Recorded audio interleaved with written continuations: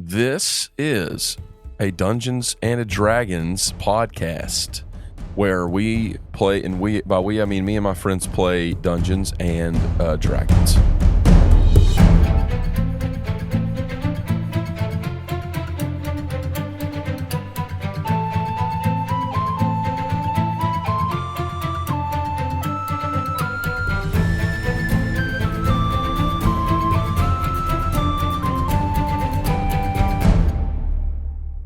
Hello, everyone, and welcome back to Make Believe Heroes, an actual play, 5th edition Dungeons and Dragons adventure for everyone, all of you, everyone out there, all of you who are listening, all of you out there who are not listening, who are somehow hearing this. Thank you. This is for you, this podcast. It's for you. You are the reason for our dedication and continuing recording, writing, playing, and goofing off. And we love you. I think that's what I'm really trying to get right down to is we all love you. And of course, I'm having to speak for everyone today because I'm all alone in the recording room today, sipping my lovely Onyx coffee. It is a cold November morning. I'm actually recording this on Thursday, November the 30th. Which is quite a while after this episode was actually recorded. All of you out there in listener land know that things have been kind of tumultuous over here with scheduling and life being super busy. You know, it's just life. For example, I'm actually leaving today and heading a few hours, about 6-7 hours away from here, because on Saturday, our own Jeffrey, Jeffrold himself, is tying the knot. He is getting married. And we're excited for him. Congratulations, Jeffrey. Congratulations. We knew you could do it. You're the man. You're our boy, and we love you. For this someday, some distant future day, when you do decide to go listen to this. But anyway, today's episode is going to be a little different. It is not a direct continuation of episode 18. If you recall, or I'm sorry, wait, this is 17. Episode 16. That's how counting works. Episode 16 set up some things with Joseph and crew out at sea. But then we got to see a picture, a glimpse of what was going on with Saul and Misk out there. As this is the final season of this story, which I have kind of personally been calling the Champion Saga. I think that's kind of what I'm going to go with, probably Champion Saga. Thought about Chained and all that stuff, but I think Champion is probably... it's a little bit more of a positive and hopeful title that I like. So the Champion Saga is kind of the way I think of it. So if I ever say that, you know what I'm talking about. I'm talking about these 5 seasons of MBH, this story that I set out to tell all that time ago. And it also means that there will be more after this. You know, and I know there's a lot of lamentation going on about the fact that this is our final season, and it is the end of this story, and I can't speak to what's coming next for sure. But this is the final season of the Champion Saga, the Champion arc. And because of that, there are a lot of characters out there that are in this world that are doing things, and I feel like we need to see some of that. So in this episode, you're going to get some important scenes that are sort of building toward what's coming. And it's a little bit different, but I think that you will enjoy it. I hope you will, anyway. And it is going to give you a lot of questions, which is, of course, one of my favorite things to do. But anyway, that's enough talking about it for me. Let's get into it. Just a couple things up front. First, big shout out to Battle Bards, whom we love. They add an incredible amount of spice to your gaming table. If you love Battle Bards and you are like us and you play D&D, check them out, battlebards.com. They have tons of amazing sound effects and music that will add just the appropriate amount of spice to your gaming table. Also, none of this could continue and be the way it is. Our audio quality, everything that we do has really been made possible by the support of our amazing Patreon subscribers and supporters. If you go to patreon.com/makebelieveheroes and support us, we will give you a shout out live on the show, in addition to all the other cool rewards you can get access to. Just like one of our all-time favorites, Ethan Granger. Thank you so much, Ethan, for your support, also known as Waki on the Discord. You are amazing, and don't tell the others, but you are our favorite. Of course, another way that you can support us is by leaving us a 5-star review, and I have a 5-star review to read to you. This one is from back in September of last year, 2022, and it is written by Poop Miggy, entitled, "This is a very good podcast, 5 stars. They're so funny. I listen to them every day and everywhere, and Jeff is the best. He really pulls the whole podcast together. Happy birthday." Thank you, Poop Miggy, for the kind words. We think that that you are also really funny, and happy birthday. I don't think it was anyone's birthday or something. Maybe it was. I can't recall. Or maybe it was, I don't know. But either way, happy birthday, as Frosty the Snowman would say, especially as we're coming into the Christmas season. Happy birthday. I thought it'd be nice to throw out one to Jeffrey that was here, actually, at the very next one on my list. Just so happened to be a shout out to Jeffrey. Congratulations getting married. And one more thing. We love you guys. Let's get to some Dungeons and Dragons. Oh, do come in, my dear. Have a seat, and if you don't mind, close the door behind you. Ilu Mari Jin, her purple skin gleaming in the lamplight, steps into the dark laboratory. She closes the door behind her and then approaches the striking short figure with her radiant green streaks of hair shining in the dim light. Across from her, another figure, her copper eyes sharp and bright, turns to face Marie as she approaches. "We almost have everything prepared, or at least we think that we do," she says, giving her sister an accusatory glare. Yes, do come in, my dear. We are so excited. Aren't you excited?" "Why, yes, Pinrea, I am excited and a bit nervous, if I might admit it." "Oh, please, there's nothing to be nervous about. What are they going to do, pull you back into the 9 hells?" Mari looks at the two of them nervously. "Everything's going to be fine. It's going to be fine, Mari. I mean, after all, this is why you stayed behind, while Saul and Misk went searching for their mother.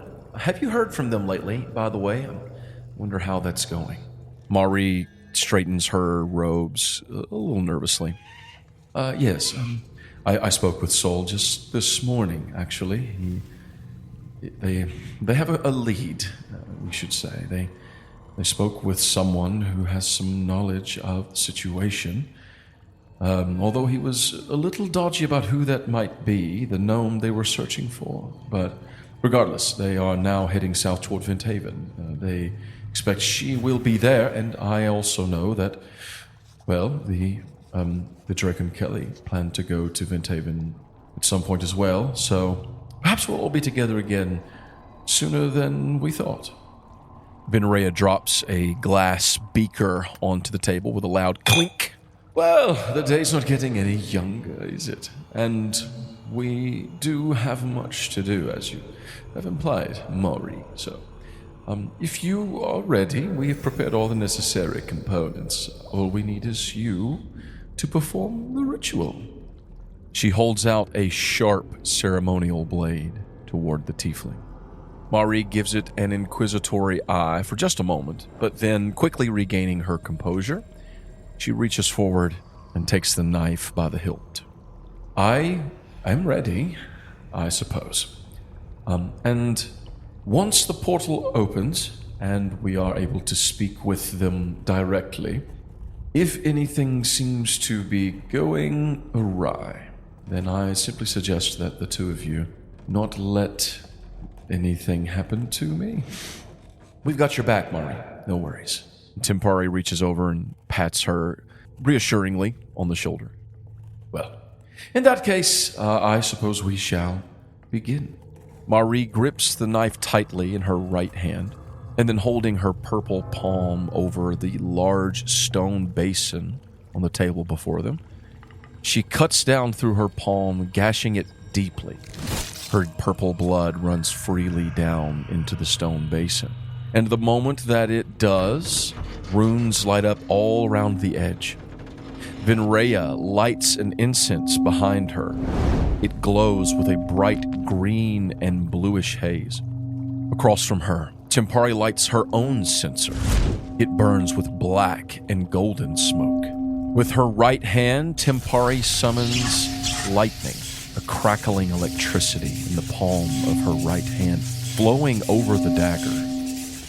With the lightning spinning and swirling around that blade, she stabs it down into the basin. And up from the bowl comes a black cloud, filling their view. And then within that cloud, there opens a portal.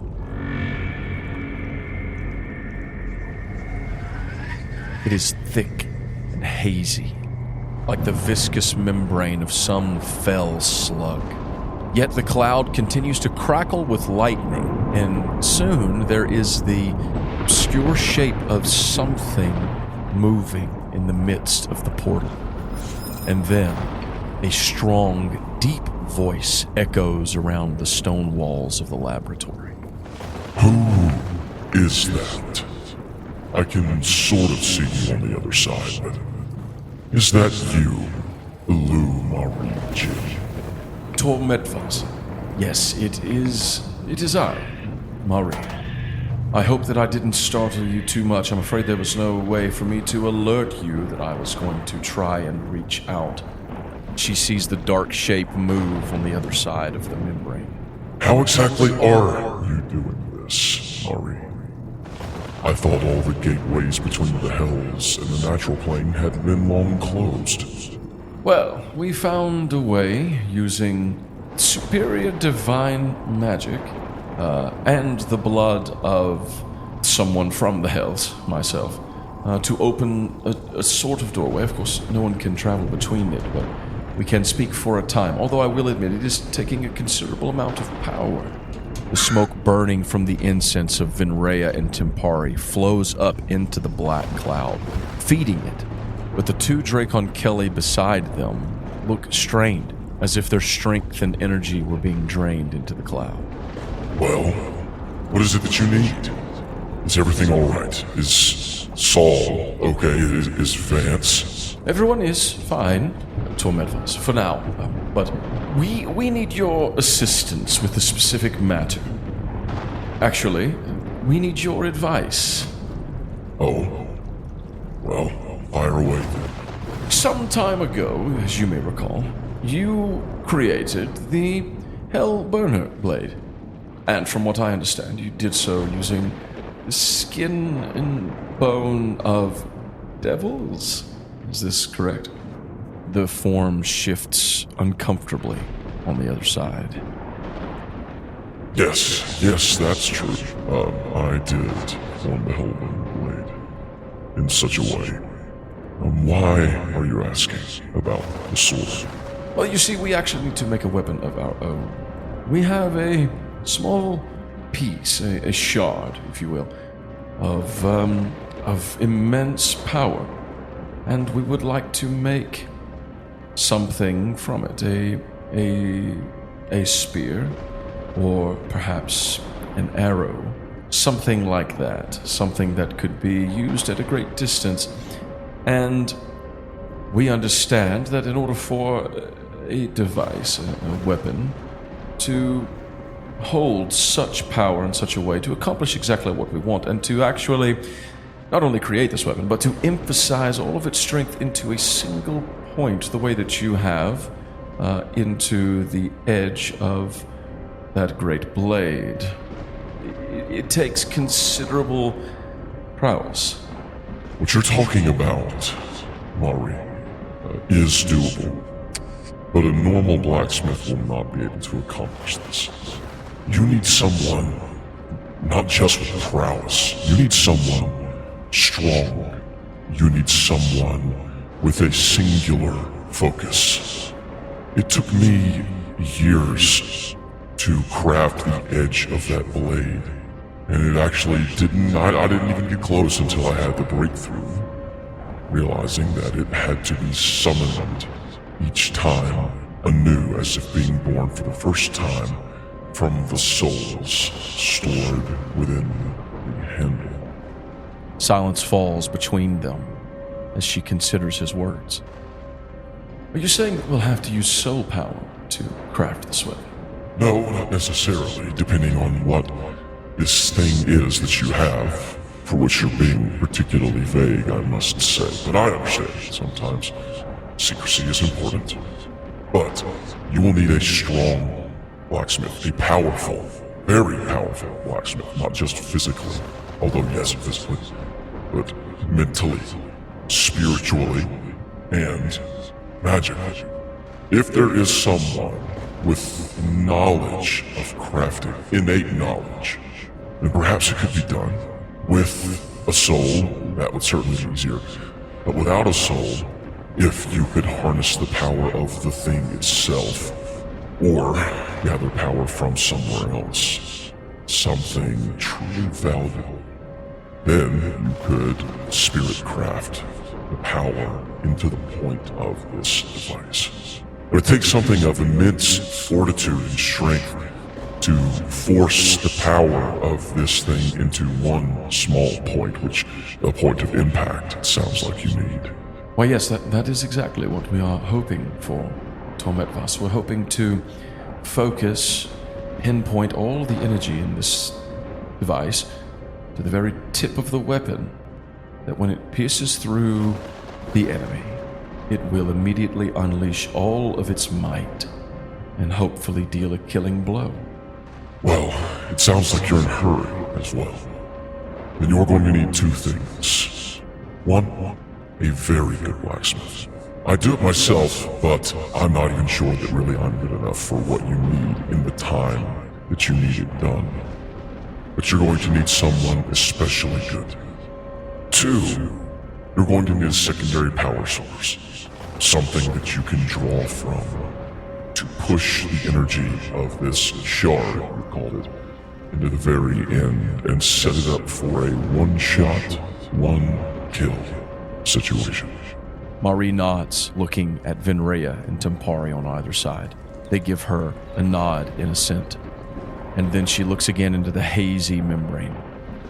Thank you, Tormetvas. I believe we can work with this. Thank you for your expertise, and I do hope things are going well down there.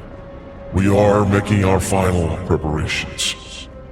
The drowning regime is strong, and they are not alone. The power of the Forsaken somehow still persists in this place. But we are ready. We received Vance's call. We are waiting. Very good. Thank you again, Tormetvas. And be careful. He laughs as the membrane fades and the cloud dissipates. Well, it seems we're going to need a very powerful blacksmith and a secondary source of energy. I did not expect that, but you wouldn't happen to have any souls on hand, would you? No, I'm afraid I wouldn't have a soul on hand, Tempari says, looking over at her sister. You wouldn't have a soul, an extra soul? No, surely not, right? Right, Venrea? Venrea grins slyly. Well, I never kiss and tell, but I might have something we could use, although it's currently tied up. I left it with our dear sister Pronciano recently. But I'll check with her. It might work, I can't say. It might be a bit too volatile or untrustworthy. But it is powerful. I wonder how it would interact with the shard. And what of a blacksmith? I know there are blacksmiths in Branshire, and are there any that would be able to do what Tormetvas is speaking of? Any strong enough? Tempari looks again at Venrea and then back at Marie. There is one. Our brother, the one who isn't here, he could help us. He could seriously help us. But I don't know. Last I spoke with him, he wasn't too keen on being a part of this. Oh, yes, Messin Kuma has a mind of his own, but If you were to go to him, Tempari, then maybe you could convince him. He's always had a soft spot for you. The door opens loudly behind the three of them, and stepping into the room is the tall, thick-boned, muscular figure of Sinayan, the Conqueror. Did I miss it? Am I too late? Darn, I was really hoping to see into the hells. You know, I've never actually been. I've seen tieflings and such, of course, but I've never actually made my way down to those realms, so that is disappointing. Sorry, brother, but truthfully, it was kind of hard to see through the hazy thing anyway, but, Sinayan, do you think you might be able to help me with something? Sinayan steps forward, clapping Tempari jovially on the shoulder. For you, dear sister, I would do anything. Within my power, of course. What do you need? What do you need? I've been itching to get into a fight. Can we go punch something? She grins sheepishly. Maybe. We need to go find Messi. We're gonna need his help. Sinayan's eyes grow big, looking down at her in surprised consideration. But then he smiles widely, nodding. Why, yes, Tempari. I think it is about time that he quits hiding in the shadows and joins our little adventure.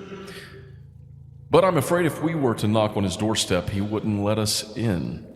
Or at least that's what you all have said, and knowing him, that's probably true. Perhaps instead we should have some of our friends go. Maybe if they can get him to open the door, then we could step through. She nods, looking toward her sister. Venraya grins at them both wickedly. Well, then, it sounds like the two of you have your part to fulfill, and of course, I have mine.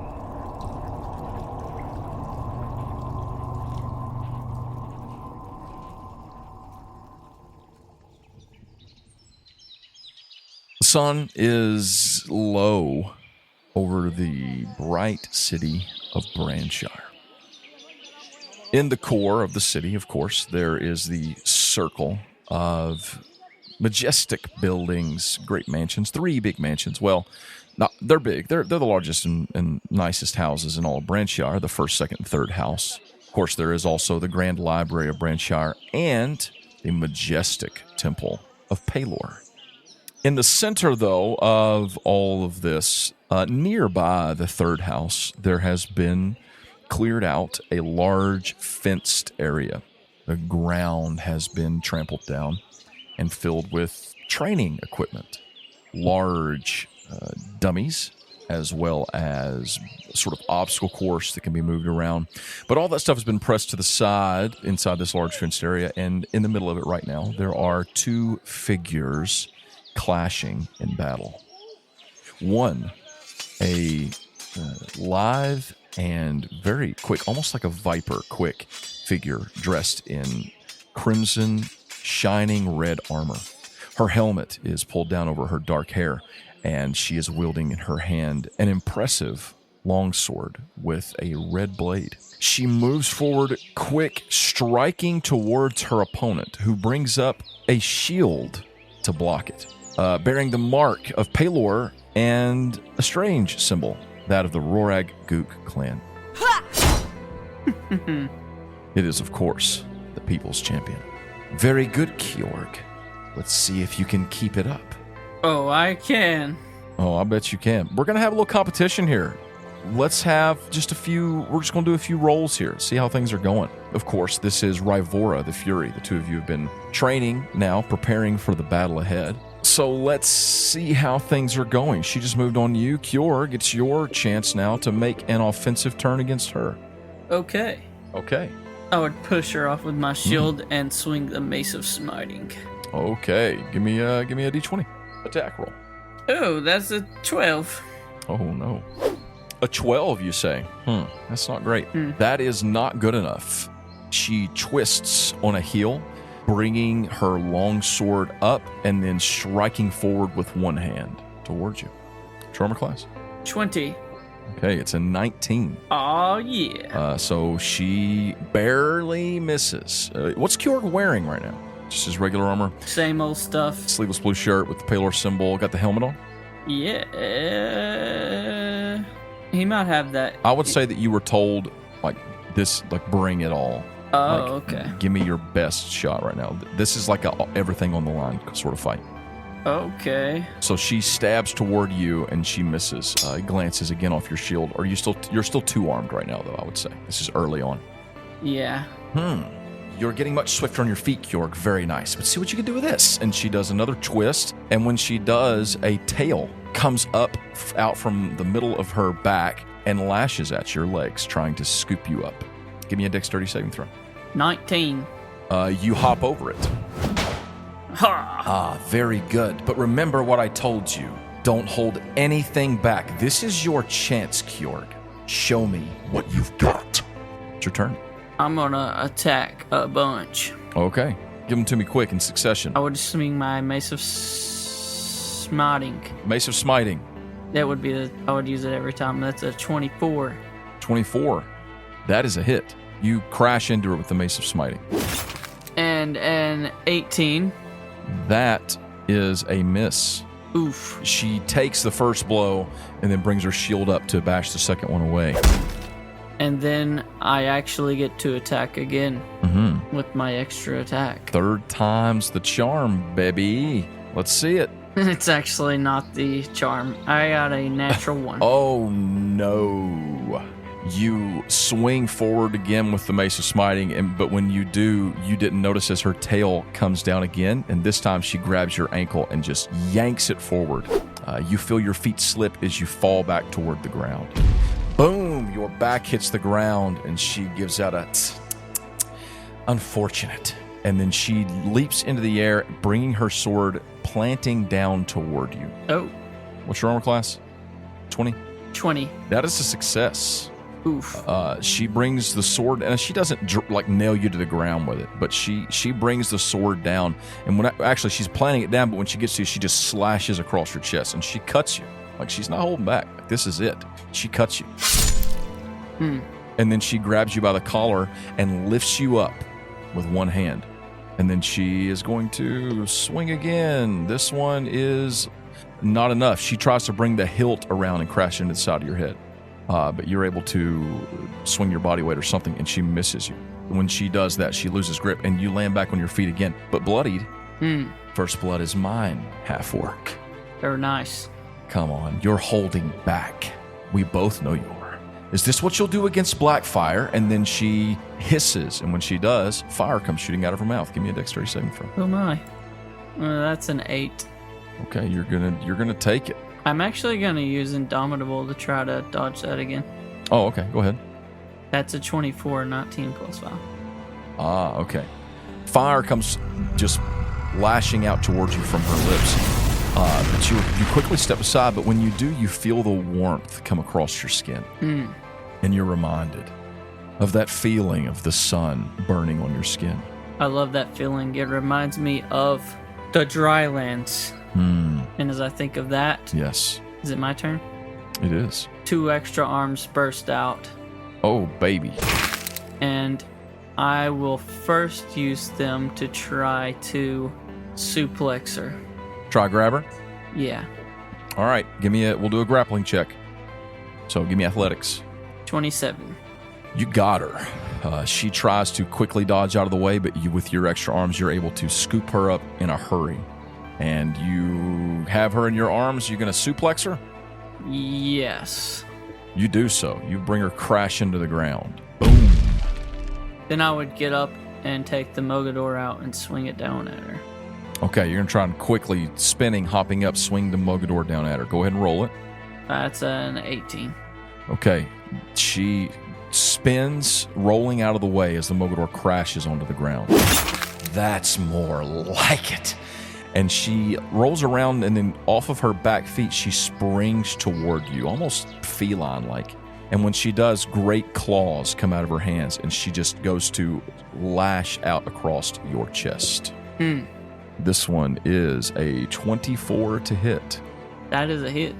She digs her claws in deep, and she is holding on to you, and she brings another one down and goes to slash it into you again. This one is a 21. That is also a hit. She rears back, growing great sharp teeth, and bites down on your neck. But as she goes to do so, something happens, Kjord.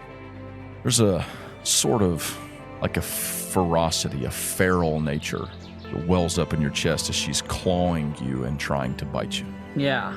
And almost without realizing it, fur spreads over your body.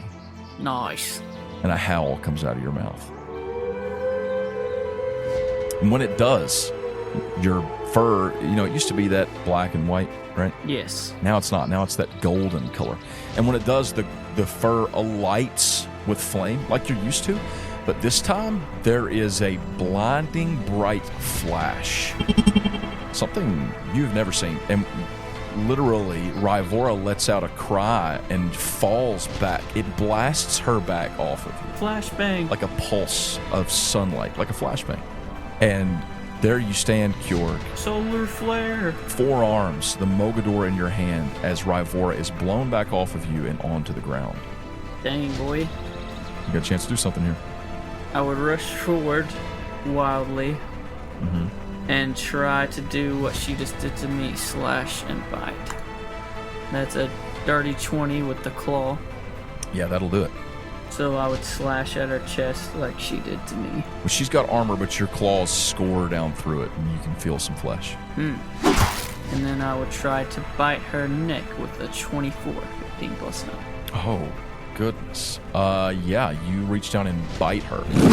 And she lets out a yell and pushes herself back from you. And she, like you've seen her do a few times, quickly grows. Not to full draconic form, but just like gets big. You know what I'm saying? For the purpose of pulling you off her, and she grabs a hold of you, and her arms are bigger than yours, and she's bigger than you now. But when she holds you, she cannot get you off. And suddenly, you feel for the first time like she can't take you. And you hear a voice ring out over the arena. Match goes to Kjord. Oh, what? We aren't finished yet. You see Zahn standing there, his hands in his pockets, looking out towards you, and he has a noticeable grin on his face. Ryvora takes her hands off of you. She shrinks down. You let her go. She reaches up with her hand to her neck, and looking at her for the first time, you can tell she looks shocked. Well, Kjord, you've bested me. I've been telling everyone all along that I can defeat Draco and Kelly, so... And I think perhaps that finally is true, Kjord. Says Zahn, and now standing right next to you. Ryvora, thank you for everything that you've done. You have taught Kjord very well, and I appreciate it. She blushes a little bit, which is something you don't often see on her. And she gives a bow to Zahn. Of course, my lord. Kjord, we will continue sparring while you're here. But for now, and she reaches out a hand toward you. Congratulations. I reach out 4 hands to shake her one hand. She gives you a good hearty handshake with a grin. Thank you. Now, Kjord, if you would, I'd like to have a word. All right. Walk with me. He turns and starts walking toward the Temple of Pelor. You start walking with him, and he turns to you. Before we leave the arena, of course, you know, the others, everyone, Brent Shearings, they can't see what's going on in here, not really. But before we step out, perhaps you should sundown, you know. You think that my appearance would scare the people? Whether it would frighten them or not, I can't say for sure, but it would definitely be unsettling and draw attention we don't need. So if you don't mind. I suppose I can. You power down from Sunwolf mode? Yes. Put your 2 arms away? Yeah. Thank you. He continues walking forward. You all come to the gate, and there is just a simple, almost looks like a cattle gate that they've put up, but it has these golden runes on it. He walks up, rubs his hand across the runes. They stop glowing, and the gate opens, and he starts walking again toward the temple. Well, Kjorg, you have come so far in such a short time. Yeah, I think having a fence around just really helps me to train better. Yes. I need to finish painting it, and the Ah. fence is like half white. There's still some paint drying on it. Ah, yes, yes. Well, it's a good thing to do. Everyone needs a little bit of leisure, especially since, well, it won't be long now. The day is swiftly approaching when the gods will call their champions together once more. You see them looking up toward the sun. It's getting low in the sky. It's not all the way down, like you're not approaching dusk, but it's in the lower part of the sky. Mogert is back in Dimmerhold with Dervetter. Jim is in Fallen Grove right now, seeking for Nephiel. He may be speaking with him now, for all I know. Can't say for sure. And Blaze, he should be in Venthaven again, hopefully within the day from last I had heard. And once each of these champions are back in the homes of their gods, we'll call all of you together, as we did before, for one final lesson, one final message. Something, well, there are just some important things we need to tell you. One last gathering before the day comes that we must all go and stand against Blackfire and the Chained God. Are you ready, Kjorg? I'm always ready. He chuckles. Well, if there is... He stops. He has a weird look on his face, one you're not used to seeing on, the face of a god. He always seems to be... He seems to have it under control, He's been going through a lot, obviously. Everyone's going through a lot, but he seems to have things under control. But he gets a look, just kind of a worrisome look. And he says, if there is anyone, Kjorg, I know you have family and friends, people you care deeply about. If there is anyone that you would like to see or share any words with before we must go and do what we must do, then you should. You wanna list the names? Oh, no, I don't need that. I'm just saying we don't have long. I'm sure that, well, Timpari or one of the others, Hopenkel, I'm sure he'd be willing to give you a ride, take you wherever you needed to go, if there's someone you need to see or something you need to say. Yes, I may do that. I may go to the Drylands. Right. Perhaps tomorrow would be a good day for that. Sounds good. Well, how about some dinner, he says, and then he stops. And he stands up straight, and he turns, and he looks toward the west. And he squints his eyes, and he gets a concerned look on his face, and then his eyes grow kind of wide. And then, Kjorg, as you are looking and thinking, what's going on, suddenly your ears also perk up. And there is a strange sound, as if coming from far, far away to the west. And you look, and for a moment it's almost as if the miles fade away as you see, like you've never seen before.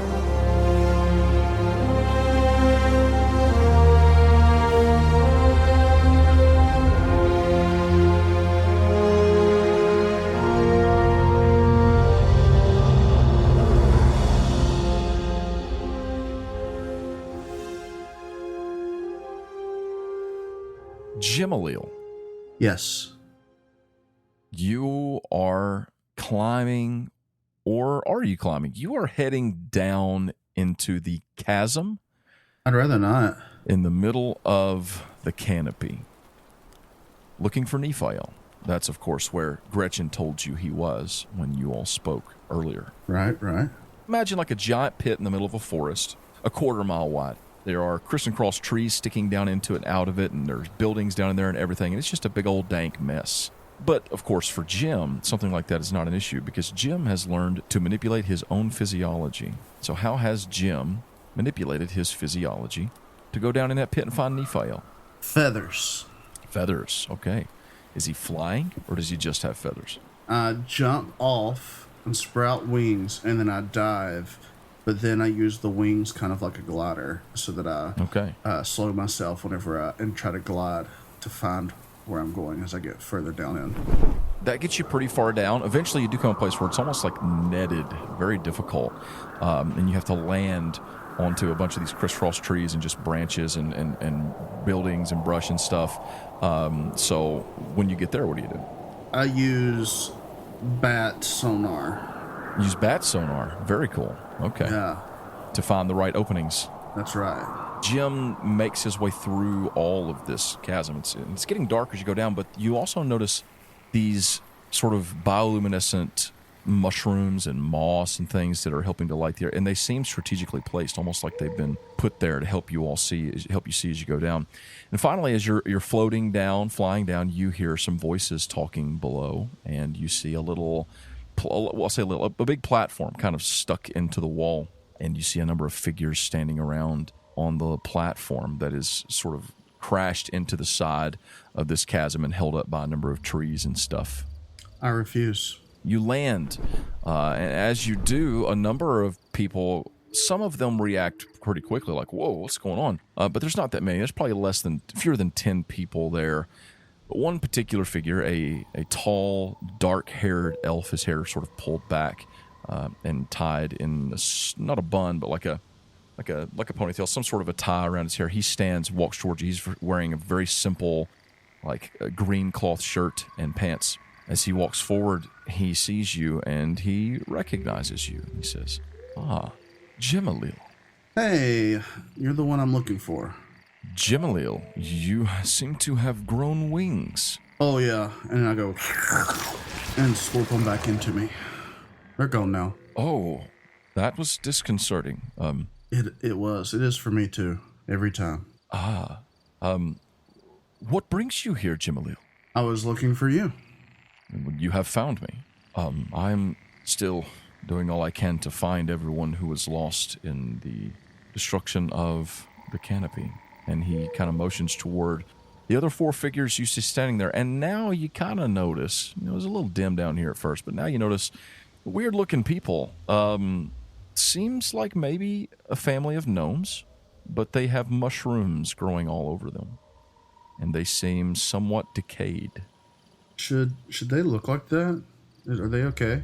They're not okay, but they are alive. There is something strange occurring here, Jim. In the neighborhood? Well, yes, in the neighborhood of the canopy. Ever since the fall of Fallen Grove, some time back, a tiefling, Sutsaris, I believe was his name, and a few companions of his, came here, and they found us. Some strange things. I won't go into all of it, but I was given life again, and I have been trying to help all of our friends, our people, and we are settling them back on the surface until we can find a way to help them. They are not dead, but they are also in some ways not fully alive, Jim. Not everyone. Some survived the attack, but many folks, many of our people have been infected with this strange fungus-like thing. That's not good. But they are of no danger. They cause you no harm. Would you be willing to help me, Jim? I had intended to use my own magics to transport these four with me back up to the surface, but with your abilities, surely we could make it much quicker. Yeah, I help with talons and wings. Okay. You grow talons and wings. Yeah. He transforms into a giant, big old griffin. So he also has talons and wings. And when he does, he allows one of the gnomes to climb on his back, and the other he holds in his arms, and he gives you a nod, and he takes off. Yeah, I do the same. The two of you go flying back up through the chasm. Takes you a little bit to get back up there. There are no complaints from the strange mushroom people. Well, I'll say mushroom people. They're gnomes. The infected. But you bring them back to the surface of Fallen Grove. And you, following after Nephiel, you land on the western side of the chasm. Nephiel lands, helping them to get safely back to the ground, and then he transforms again into his elven self. He would. Jimalil, if you would like to follow me, I will show you where our people are staying. Follow him to see where his people are staying. You go forward. It's not a long walk, but you're walking a little bit away from the canopy, the sort of valley-ish area where the canopy is. And Fallen Grove is dead. The trees are barren. It is still it's still unseasonably cold here. It's not like winter, but it's cooler than it should be. There are few cries and calls of creatures and animals around. And you're walking through the barren forest, but up ahead there is a gigantic tree that has been uprooted, and there is a large hole broken into the side of it. Nephiel approaches it, and he steps in through the tree, and he turns. Come, Jim. Follow me through this tree, this tunnel. I follow. You follow. The gnomish folks are walking, and they're quiet. And you see the light glowing up ahead as you pass through this big, hollowed-out tree tunnel. And finally, you come out the other side, and when you do, you are taken aback. Amidst all of the dead trees, amidst all of the barrenness, there is one tree standing in the middle of this glade. And it has both green, orange, and red leaves. Around it, grass is growing, probably about a little over ankle high, flowing with a nice warm breeze. There are smaller structures built all around, and you can hear the voices of people talking and milling about. Smell the sense of foods being cooked all around you. There's music being played, and you have stumbled into a microcosm of what was once the lively spirit of Fallen Grove. Is that the tree? This tree was given life with a seed of the power of the gods. Oh. A shard of their power. It is a long story, but well, you know how Blackfire murdered our goddess, he says with a bowed head. Yes, he will pay for that. Indeed. He brought a weapon that he had formed from the very prison of the chained god, whom we now know to be the wicked, crooked father of the gods. And with that piece of his prison, he slayed Atonia. But a piece of that weapon, a shard of that spear remained, and within it, the essence of the gods.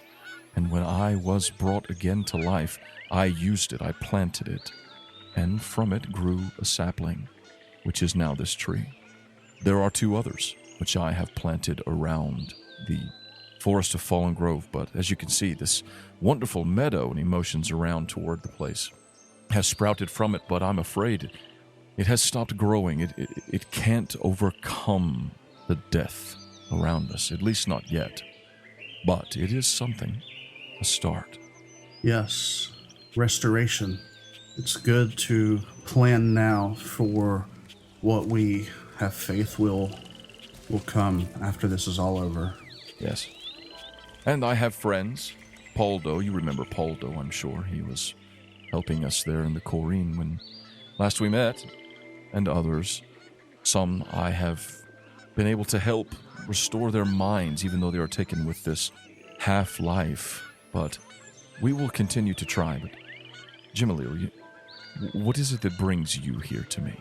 Yes, Dervetter sent me because I have seemingly somehow have some of her power, or Atonia's power within me.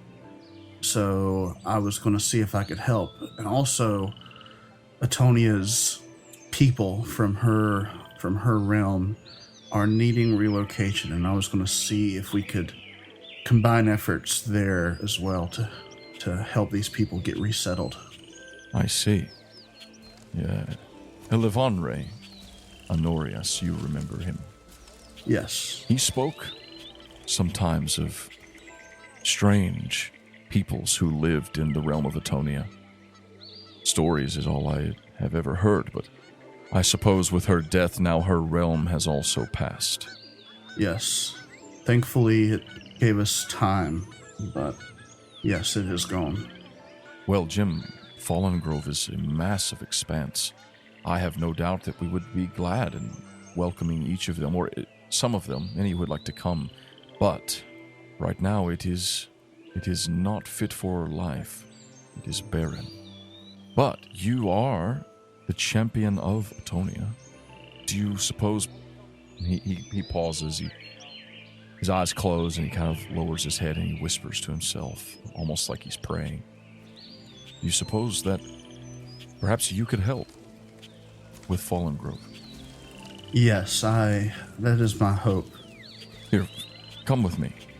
And he walks you over to the tree. And it's not a huge tree. It's maybe 10 feet high, but it's beautiful. And you can see the leaves. They're the same as those great, strange, like leathery looking leaves that were used to cover the outside of the Corrine that grew from the tree of the canopy, the Corrine tree. That one? And as you approach it, Jim, looking on it, you feel just the essence of the life of Fallen Grove coming out of this tree.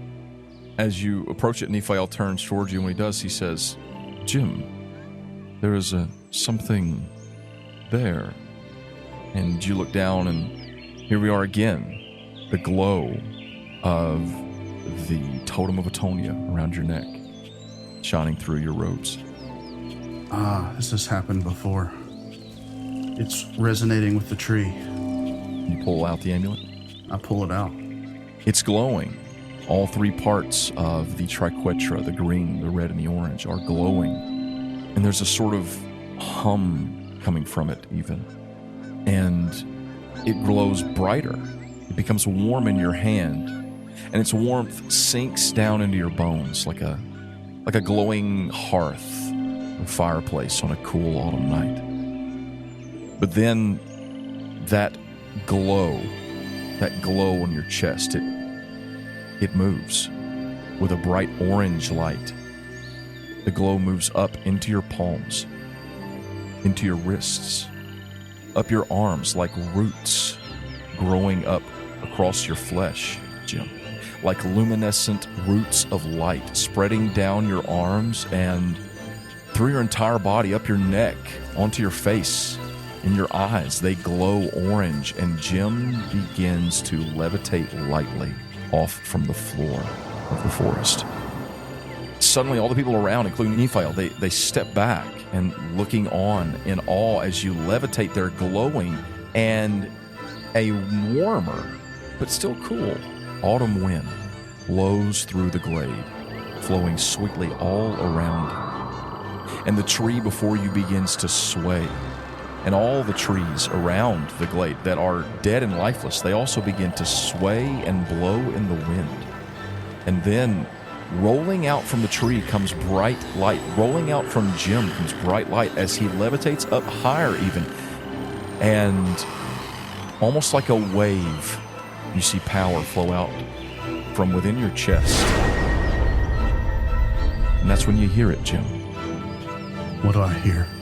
A song ringing in your ears, a song in the songbird voice of Atonia. And you hear yourself singing along with that tone, moving around the forest as the trees of the canopy, flowing out from this glade like a wave of orange light, suddenly spread leaves of green, orange, red, and the life of Fallen Grove runs out across the dead trees like a wave as far as you can see. And Jim, you settle again onto your feet. And as you do, it is quiet except for the sound of a soft breeze blowing. And you look around you, and the people of Fallen Grove, of Atonia, are standing in awe.